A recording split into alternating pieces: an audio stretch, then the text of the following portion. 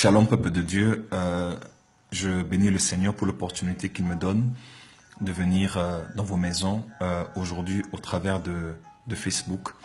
Et j'ai en général été en ligne sur Periscope et beaucoup de gens ont été bénis. Nous avons plus de 2 millions de cœurs sur notre Periscope et des milliers de followers. Et gloire au Seigneur pour la technologie qui ne fait que s'étendre et s'améliorer et permettre à ceux qui veulent communiquer de le faire de manière beaucoup plus facile. Et dorénavant, même sur Android, nous avons Facebook Direct. Donc, je profiterai de venir dans vos maisons. Là, je fais cette vidéo en revenant de Cape Town. Je suis en Afrique du Sud et là à Jobour. Et je n'ai pas encore dormi, mon esprit est en éveil et j'ai tenu à faire cette vidéo pour parler du réveil, du dernier réveil de l'Église de Jésus-Christ. Voyez-vous, nous sommes conscients que Jésus-Christ revient, mais il ne reviendra pas prendre une Église faible, divisée, morte, impuissante, mais il viendra prendre une Église glorieuse, selon Éphésiens chapitre 5, lavée, purifiée, sanctifiée, et une Église glorieuse. Et nous croyons que l'Église sera visitée par la gloire finale qui donnera une parure glorieuse à l'Église qui rencontrera le Seigneur comme Rebecca a rencontré Isaac à mi-chemin, accompagné par Eliezer. L'Église sera aussi accompagnée par le Saint-Esprit qui quittera la terre et emmènera l'Église dans les airs, dans les nuées, où nous allons voir notre époux, celui que nous avons tant aimé. Alors, la gloire finale de l'Église, c'est ce que l'on appelle le réveil spirituel. Et ce soir, j'aimerais juste parler. Je ne vais pas parler longtemps du réveil, mais j'aimerais parler de l'une des caractéristiques de ce réveil, qui est aussi l'une des conditions de ce réveil. C'est l'unité des frères. L'unité des frères. Je répète, l'unité des frères. Je vais lire Actes chapitre 3, Actes des apôtres, ou autrement appelé par les théologiens, Actes du Saint-Esprit par les apôtres, chapitre 3 à partir du premier verset. Il est écrit ceci: Pierre et Jean montaient ensemble au temple à l'heure de la prière, c'était la 9e heure. Et je vais lire le verset 9. Tout le monde le vit marchant et louant Dieu. Il reconnaissait que c'était celui qui était assis à la belle porte du temple pour demander l'aumône, et fut rempli d'étonnement et de surprise au sujet de ce qui lui était arrivé. Gloire au Seigneur, sois la bienvenue Nadia Guetaf, et merci à vous tous qui êtes en train de me joindre sur Facebook Direct. Je suis en live direct à partir de Johannesburg, après avoir été à Cape Town pendant 2 jours avec mes fils spirituels de la MAPRE. Alors j'aimerais partager avec vous ce soir, ceux qui suivront le direct ou la rediffusion, sur l'unité des frères. Voilà, l'Église doit vivre un réveil, mais seulement, écoutez-moi très bien, il n'y a pas de fusion tant qu'il n'y a pas de fusion. Il n'y a pas de fusion sans fusion. C'est la fusion qui emmène les fusions. Chaque fois que l'Église de Jésus-Christ a vécu une fusion de l'Esprit, c'est parce qu'il y a eu une fusion des frères et des sœurs. Il y a eu l'unité. Et voyez-vous, dans la parole de Dieu, il est écrit, ils étaient tous ensemble. Actes chapitre 2. C'est pendant qu'ils étaient ensemble. Oh my God. C'est quand ils étaient ensemble que l'Esprit de Dieu est descendu par un vent impétueux et tous furent remplis du Saint-Esprit et furent parlés en des langues que l'Esprit les permettait de pouvoir parler. Voilà, il n'y a pas de fusion tant qu'il n'y a pas de fusion. Pourquoi l'Église de Jésus-Christ ne vit pas un puissant réveil dans votre continent, dans votre nation, dans votre Église, dans votre quartier, dans votre région? C'est tout simplement parce que il n'y a pas de fusion. Là, je ne parle pas d'être rassemblé. Non, parce qu'il est possible d'être à 100 dans une salle que l'on appelle église, mais de n'avoir pas une fusion de cœur. Dans Actes des Apôtres, on dit ceci. Tous ceux qui s'étaient rassemblés, tous les chrétiens, qu'est-ce qu'ils avaient? Ils avaient une même âme. Ils avaient un seul cœur. Ça c'est extraordinaire. Ils ne priaient pas seulement ensemble, mais ils avaient une fusion de cœur. Ce dont l'Église a besoin aujourd'hui, ce n'est pas seulement de se rassembler dans des stades, pas seulement de se rassembler dans des lieux de prière, dans des retraites et des cultes particuliers et des conventions, mais c'est plutôt de fusionner les cœurs, que les cœurs soient fusionnés. pourquoi votre église n'a pas un réveil? C'est parce que le pasteur et son assistant n'ont pas des cœurs fusionnés. C'est parce que les jeunes à l'église n'ont pas des cœurs fusionnés. C'est parce que les jeunes et les anciens de l'église n'ont pas des cœurs fusionnés. Il n'y a pas de fusion tant qu'il n'y a pas de fusion.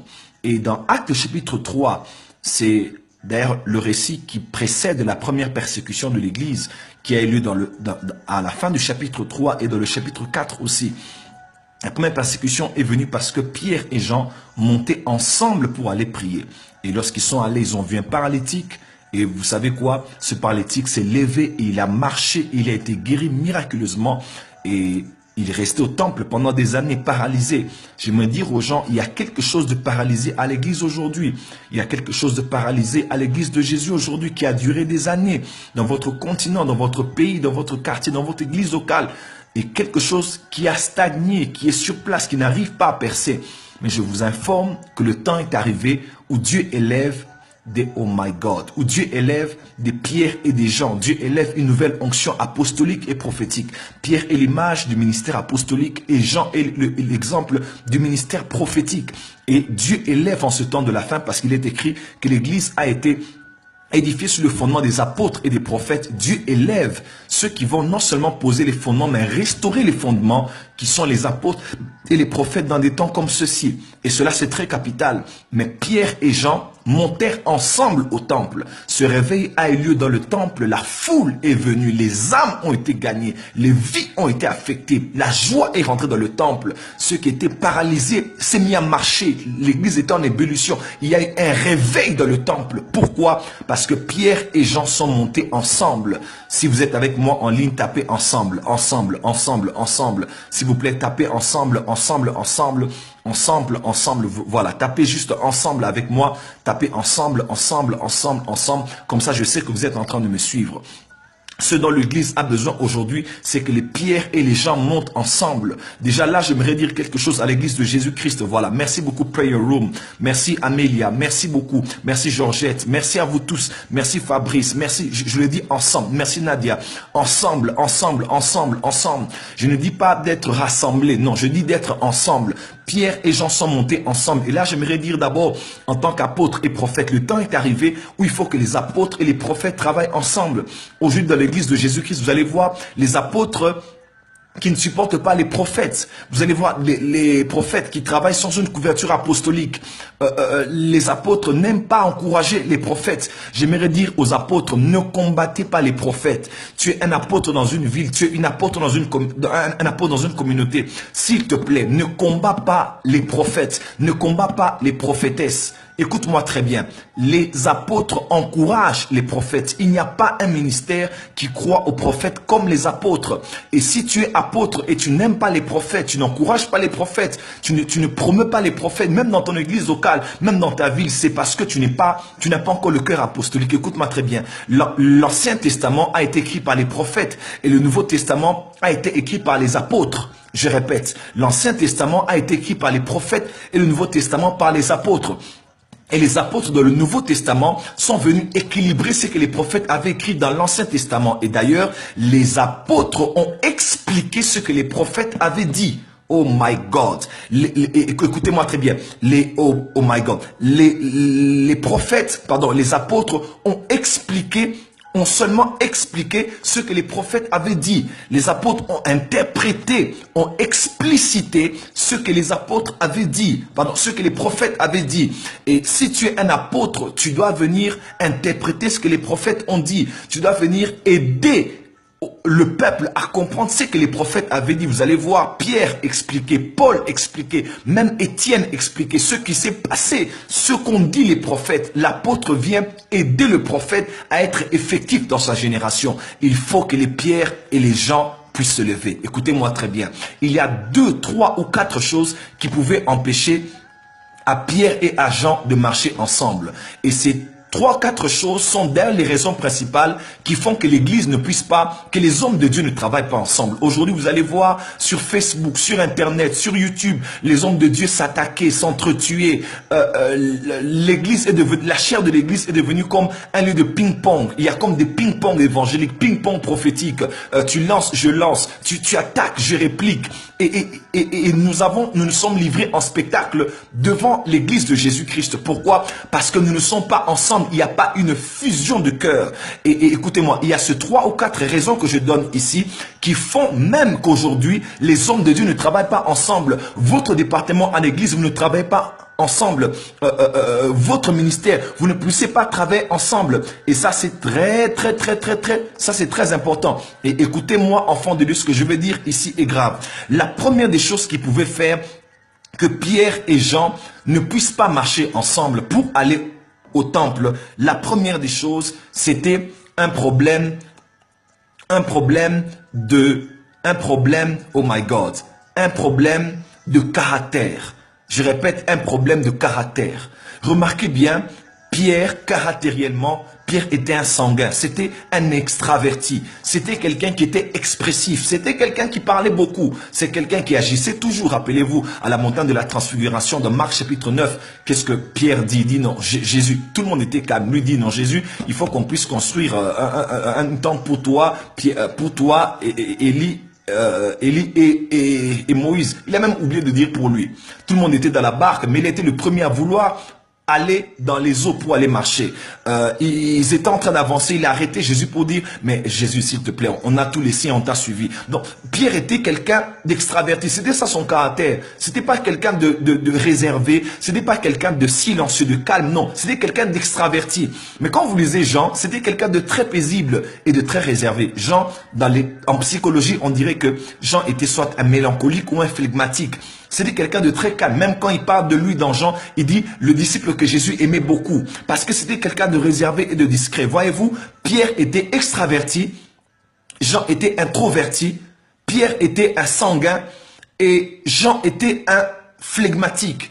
Mais quel que soit leur tempérament, leur caractère, cela ne les a pas empêchés de pouvoir marcher ensemble. J'aimerais nous dire, on ne sera pas tous pareils dans l'église. Un pasteur peut être très expressif, un autre pasteur peut être très calme. Un chrétien à l'église peut louer et adorer toujours les mains levées. Un autre peut être très calme. Écoute-moi, toi qui es très calme, ne crois pas que tu es plus concentré que celui qui crie pendant qu'il prie.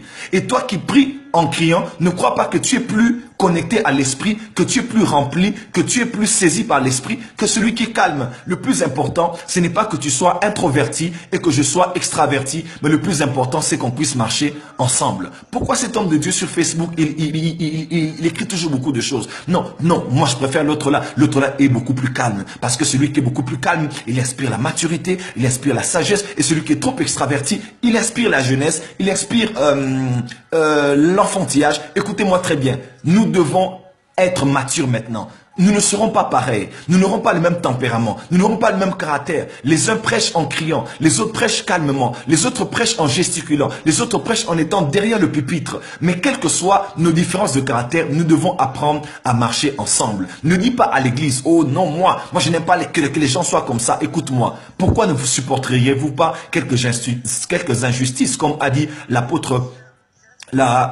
Paul? On est différents. On est différents. Si c'était à cause de leur caractère, Pierre et Jean n'allaient jamais marcher ensemble. Écoutez-moi très bien. Le temps est arrivé de mettre les caractères à côté. Il y a un paralytique à la porte du temple. Il y a quelque chose de paralysé à l'église. Il y a un réveil qui doit entrer, des âmes qui doivent être sauvées, Jésus qui doit être honoré. Pourquoi on va se priver d'un aussi grand réveil? Parce que je ne suis pas comme vous.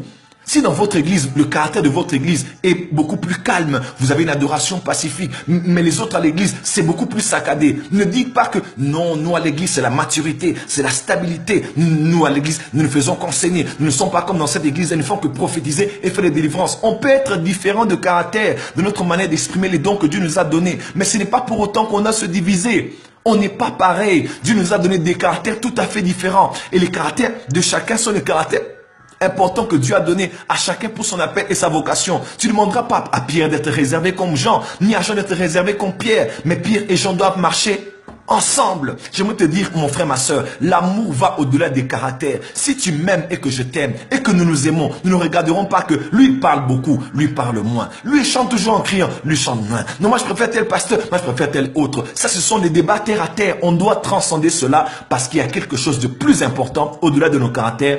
C'est le réveil qui doit entrer dans le temple. La deuxième chose qu'ils pouvaient faire ensemble, que Pierre et Jean ne marchent pas ensemble. Vous savez c'est quoi? C'était leur passé. Ah oui, c'était leur passé. Oh, Rabassata Babasha. C'était leur passé. Si vous lisez dans la parole de Dieu, le passé de l'un et de l'autre était tout à fait différent. Dans leur passé, lorsqu'il était l'heure d'être à la croix, le seul apôtre qui était à la croix, c'était Jean. Il était fidèle avec la mère de Jésus jusqu'à la croix. Mais Jean, mais Pierre regardait de très loin et il avait trahi Jésus-Christ. Mes frères et sœurs, le passé de Jean était pur, était clean, était rempli de loyauté, de fidélité, d'endurance. C'était un jusqu'au boutiste. Mais Pierre, il avait trahi. Mais Pierre, il avait régné Jésus. Mais Jean n'a pas dit, oh Pierre, toi tu n'es pas digne, toi tu avais fait telle chose, toi tu avais régné le maître, moi j'étais resté fidèle. Et Jean, Jean n'a pas dit cela. Jean n'a pas culpabilisé Pierre, mais Jean a dit non, on doit marcher ensemble. Parce que Jésus, si Jésus t'a pardonné, pourquoi moi je ne te pardonnerai pas? Cher pasteur, pourquoi l'église a un problème aujourd'hui? Pourquoi nos églises ont un problème aujourd'hui? Parce qu'on en veut aux gens par rapport à leur passé. Tel pasteur avait divorcé, tel pasteur était tombé, on avait appris qu'il avait commis l'impudicité, on avait appris qu'il était suspendu, on avait appris qu'il était excommunié, on avait appris qu'elle avait avorté, on avait appris qu'elle était sortie avec tel homme de Dieu. Oh, ça c'est pas possible, ça c'est la honte. C'est vrai, on n'encourage pas le péché, mais quand quelqu'un a péché, mes frères et sœurs, à quoi bon sert alors le sang de Jésus? À quoi bon sert alors le sang de Jésus-Christ qui peut purifier tout péché et toute iniquité? Oh, mes frères et sœurs, ne marchez pas dans votre tête avec les péchés de quelqu'un que Jésus a déjà pardonné. Jean, écoute-moi très bien. Pierre, même s'il avait péché hier, mais c'est lui qui fera marcher le paralytique. Oh my God. Ce n'est pas Jean qui a fait marcher le paralytique, mais c'est Pierre qui a fait marcher le paralytique. C'est lui qui a dit, je n'ai ni or ni argent, mais lève-toi, prends ton lit et marche. J'aimerais dire, lève-toi et marche. J'aimerais dire à l'église, c'est souvent ces personnes-là qui ont péché hier. C'est souvent ces sœurs-là qui ont été suspendues hier, qui sont souvent des grands instruments de réveil. Pourquoi Satan les a toujours attaqués? Pourquoi ces faiblesses les ont toujours eues? C'est parce que Satan sait que s'il les laisse, des paralytiques marcheront. S'il les laisse, leur ombre guérira les malades. S'il les laisse, Tabitha Dorcas ressuscitera. S'il les laisse, le réveil entrera dans la maison de Corneille et l'évangile passera aux nations. J'aimerais dire à l'église de Jésus-Christ, ne culpabilisez pas les frères. N'importe qui peut tomber, mais cette fois le juste tombe, cette fois il se relèvera. La deuxième des choses qu'ils pouvaient faire, que Pierre et Jean ne marchent pas ensemble, c'était leur passé. C'était leur passé. Non, ne veux pas à ton frère pour dire non, toi tu avais fait ceci, tu as fait cela. Pourquoi en vouloir à quelqu'un pour les péchés qu'il a commis en 98, en 2001, en 2014, en 2012? Où est la miséricorde dans l'église? Où est la compassion de l'église? Le Dieu de seconde chance n'est-il plus là? Mes frères et sœurs, le même Samson qui était tombé, ses cheveux avaient été rasés. Mais j'aimerais vous dire, Dieu lui a donné une seconde chance. Il est écrit, ses cheveux recommencèrent à pousser. Ce que j'aime, c'est que le Dieu que nous savons est un Dieu de recommencer. C'est un Dieu de réhabiliter. C'est un Dieu de restaurer. C'est un Dieu de réaménager. C'est un Dieu de réhabiliter. C'est un Dieu de et Dieu peut restaurer n'importe qui. Oh mes frères et sœurs, arrêtez de tuer. L'église est la seule armée qui tue ses blessés. Un homme qui est blessé, relevez-le. Un homme de Dieu qui est tombé, restaurez-le. Une église qui est faible, ranimez la flamme, mes frères et sœurs. Ne culpabilisez pas les pierres, mais marchez ensemble. Marchez ensemble. Si Jésus a pardonné quelqu'un, si Jésus a encore fait confiance à cette personne, faites confiance à la personne. Parce que vous ne savez pas que Dieu peut se servir de cette personne demain pour emmener un grand réveil. La troisième des choses qu'ils pouvaient faire ensemble, que Pierre et Jean ne puissent pas marcher ensemble. Vous savez c'est quoi? Vous savez c'est quoi? C'était leur grâce. Oh oui, c'était leur grâce. C'était leur grâce. Quand vous lisez Pierre, Pierre était un homme de miracles, mais Jean était un homme de la révélation. C'est Pierre qui opérait des grands miracles. Et quand vous voyez même d'ailleurs bien, vous allez même vous rendre compte, vous allez même vous rendre compte que Jean a écrit l'Apocalypse, Jean a eu des révélations. L'un aura des révélations, l'autre opérera dans les miracles. Mais cela ne doit pas créer des divisions. Pourquoi il y a des divisions dans l'église aujourd'hui? C'est parce que les chrétiens veulent que tous les hommes de Dieu travaillent de la même manière. Parce que notre pasteur enseigne beaucoup. Moi, j'aime les enseignements. Moi, je n'aime pas les gens qui prient et les gens tombent. Ça c'est l'excès. Non, mes frères et sœurs. Oh non, nous, on est dans les Saint-Esprit. Nous, on n'aime pas ceux qui enseignent trop la parole de Dieu. Parce que eux, ils sont froids. Eux, ils ne connaissent pas le réveil. Chacun a sa grâce. Chacun a son appel. Chacun sa particularité. Les uns auront des révélations de l'Apocalypse, mais les autres feront marcher des paralytiques. Les uns diront ainsi parle l'Éternel, les autres diront ainsi fait l'Éternel. Oh my God. Les uns diront ainsi parle l'Éternel, mais les autres diront ainsi fait l'Éternel. Les uns parleront, les autres agiront. Mais quel que soit celui qui a la grâce de parler ou celui qui a la grâce d'agir, nous devons tous marcher ensemble, frères et sœurs de le Seigneur. Il est écrit, moi j'ai sémé, l'un a sémé et l'autre a arrosé, mais c'est Dieu qui fait croître. Celui qui sème a la semence, celui qui arrose a de l'eau. Ça veut dire que tous les deux hommes de Dieu n'ont pas la même matière que Dieu les a donnée. L'un a la sémence, l'un a la sémence et l'autre il a quoi? L'autre a l'eau. On n'a pas tous la même matière. Les uns prêcheront la sainteté, les autres prêcheront l'enlèvement. Les uns prêcheront l'enlèvement, les autres prêcheront la prospérité. Les autres prêcheront la prospérité, les autres prêcheront la guérison divine. Voilà pourquoi j'aime souvent les anglophones. Rena Bonke est dans l'évangélisation et dans la guérison divine. Et Benny Hinn est dans la puissance et dans la guérison divine.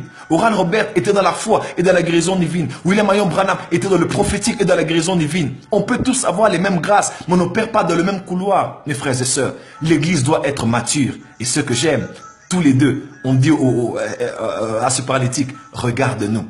Mais quand il a fallu faire le miracle, j'imagine un peu la scène. Certainement que Jean a dit, ah bon Pierre, ils nous regardent tous les deux, mais s'il te plaît, moi je ne ferai pas marcher le paralytique. Pierre, c'est ta grâce maintenant qui doit fonctionner. Oh my God, Pierre, c'est ta grâce qui doit fonctionner. Et Jean s'est retiré et Pierre est allé en avant. Il a dit, maintenant moi, je te dis, je n'ai ni or. Oh my God, je sens la présence de Dieu. Karababa Shanda. Oh Rababa Satarababa Shanda. Alléluia. Alléluia Seigneur. Un réveil de la fusion des cœurs. Un réveil de la reconnaissance des grâces. Jean a dit, moi je me retire. Toi, avance. Alléluia. Toi, avance. Oh my God. Toi, avance parce que c'est ça la grâce que Jésus t'a fait. Et il a dit, je n'ai ni or ni argent. Lève-toi, prends ton lit et marche. Pourquoi les divisions dans l'église aujourd'hui? C'est parce qu'il n'y a pas d'unité. Il n'y a pas de reconnaissance des grâces. Tout le monde ne va pas prophétiser. Tout le monde ne va pas enseigner. Tout le monde ne va pas avoir la grâce de prier pour des gens. Et puis, les gens sont guéris. Mais reconnaissons la grâce des autres, mes frères et sœurs. Église, atteignons la maturité. Reconnaissons la grâce des uns et des autres, s'il vous plaît. Ce que tu as, je n'ai pas ça. Ce que j'ai, tu n'as pas cela. Mais au lieu de se combattre, travaillons ensemble. Imaginez-vous un seul instant que tous les hommes de Dieu que vous suivez sur Internet, tous les hommes de Dieu que vous suivez sur Top Chrétien, enseignement.com ou sur d'autres chaînes de vidéos, sur un Casarema, faire une convention. Et tous ces hommes de Dieu-là, l'un qui prêche de la sainteté, l'autre qui parle du réveil, l'autre que Dieu utilise dans le surnaturel, tous ces hommes de Dieu sur une même plateforme, tous ces hommes de Dieu qui t'inspirent, que tu likes leur page sur Facebook, que tu aimes leurs vidéos, que tu suis, tu es affecté par beaucoup de gens. Imagine une seule fois qu'on nous mette, nous tous, sur un même podium. Quelle gloire ne descendra pas dans l'église? Mais souvent c'est dur parce qu'on n'a pas l'humilité de dire que on a aussi besoin de la grâce de ce frère. Ce que nous on n'a pas, lui il a. Ce que lui il a, nous on ne l'a pas. Le plus important, ce n'est pas nos différences, mais c'est que ce paralytique puisse marcher. Mes frères et sœurs, ayons l'humilité. Église, ayons l'humilité. L'unité des frères passe aussi par la reconnaissance des grâces. On n'est pas appelé aux mêmes choses. On n'est pas appelé à avoir le même impact. Même dans la Bible, il y avait ceux qui étaient établis chefs de 100, chefs de 50, chefs de 20, chefs de 1000. Tous n'auront pas de l'impact de manière internationale. Les uns seront locaux, les autres seront ecclésiastiques, les autres seront provinciales, les autres seront nationales, les autres continents, les autres internationales. Mais on doit avoir l'humilité de reconnaître que mon frère a la grâce que je n'ai pas. Mon frère peut influencer un nombre de personnes que je ne peux pas influencer. Et en l'humilité à l'église. Et la dernière des choses qui pouvaient empêcher à Pierre et à Jean de marcher ensemble, c'était leur âge. Oh, gloire à Dieu. C'était leur âge. Oh, Rabasata Bababa Shanda. C'était leur âge, mes frères et sœurs. C'était leur âge. Pierre Les commentateurs de la Bible disent, même ceux qui ont commenté les Écritures disent que Jean était certainement le plus jeune d'entre tous, ou parmi les plus jeunes. Et Pierre était âgé. Pierre était âgé. Et Jean était le moins âgé. Mais quelle que soit la différence de leur âge, oh my God, j'annonce le réveil de la réconciliation des générations. Oh my God, le temps est arrivé. Le temps est arrivé.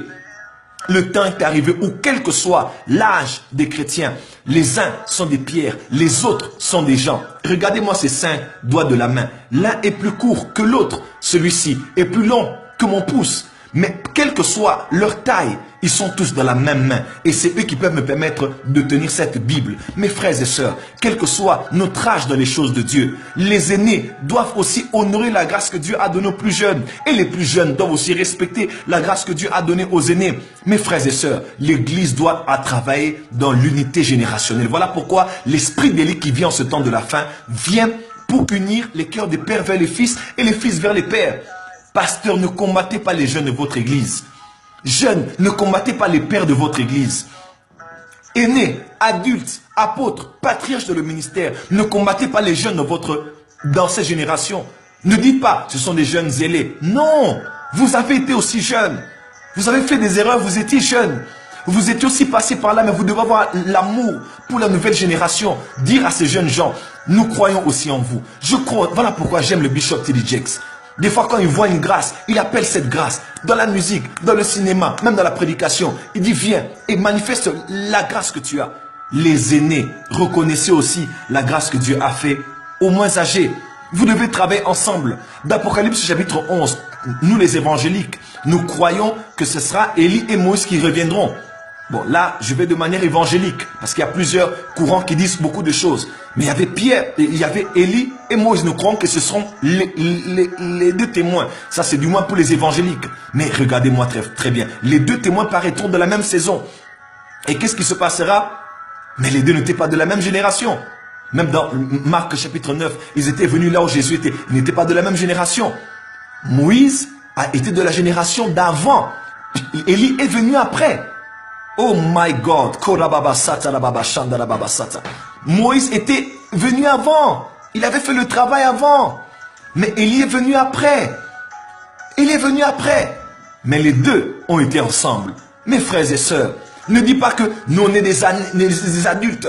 Nous on connaît l'histoire de l'église de cette nation. Nous on a fait l'histoire du réveil de la Côte d'Ivoire. C'est nous qui avons fait l'histoire du réveil du Gabon. C'est par nous que le réveil est venu en Belgique et en France. Oui, c'était par vous. Mais maintenant, Dieu a suscité une nouvelle génération.